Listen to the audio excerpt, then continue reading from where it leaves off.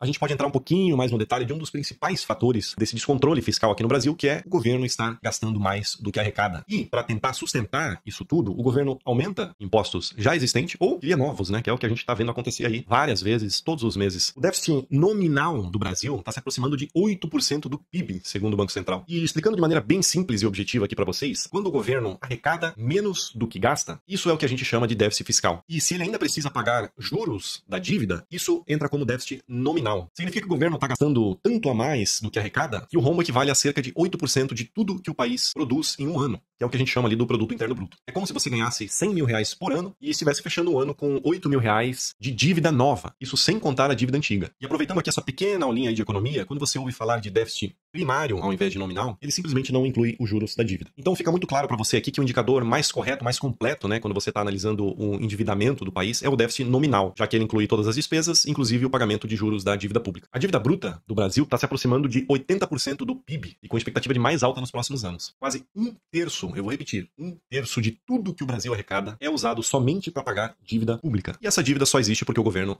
gasta mais do que arrecada, mesmo batendo recordes atrás de recordes de arrecadação, ou seja, impostos. E aqui eu não estou falando só do governo atual, mas de vários outros que já passaram por aqui. Aí alguém vai dizer nos comentários, mas existem países de primeiro mundo que têm dívidas parecidas ou até maiores que a do Brasil. Só que esses países não são emergentes como o Brasil, né? E, portanto, a taxa de juros nesses países é super baixa, né? Em comparação ao Brasil. Países desenvolvidos podem ter dívidas altas porque têm credibilidade e moedas fortes, como, por exemplo, o dólar ou o euro, né? Que permitem aí juros bem mais baixos. E a explicação para isso é muito simples. Os investidores vão querer investir nesses países e bancar essas dívidas, mesmo que esses juros, né, de retorno, de rentabilidade para eles, seja muito menor. Simplesmente porque a moeda é forte e se valoriza ao longo do tempo. E, além disso, esses países têm muito mais segurança fiscal. Ou seja, uma coisa compensa a outra. O Brasil, por ser emergente e considerado mais arriscado ou até exótico, né? Se você não sabe, investidores estrangeiros, de forma geral, identificam o Brasil como um país exótico para se investir. E para valer essa questão do risco-retorno, o Brasil tem que pagar muito mais juros para se financiar. Ou seja, tudo é um ciclo vicioso. Quanto maior a dívida e o déficit, aumenta o risco percebido pelos investidores em relação à capacidade do governo de honrar com esses compromissos. E esse risco faz com que o governo tenha que aumentar os juros para dar atratividade para esses investidores e conseguir aumentar esse prêmio de risco para poder financiar essa dívida do país. Quanto mais os juros são aumentados, mais difícil é reduzir a dívida. Se o governo perde credibilidade e os investidores veem risco de descontrole fiscal, a confiança na moeda cai, o dólar sobe, né? Ou seja, o real perde valor em relação ao dólar, a inflação de custos aumenta, importados, combustíveis, alimentos, é justamente aquilo que a gente chama de inflação, né? Para combater essa inflação, o que o Banco Central precisa fazer? Aumentar os juros. Então, enquanto o Brasil não conseguir controlar esses gastos com a máquina pública, a gente sempre vai ficar nesse ciclo. Quer ver o vídeo completo?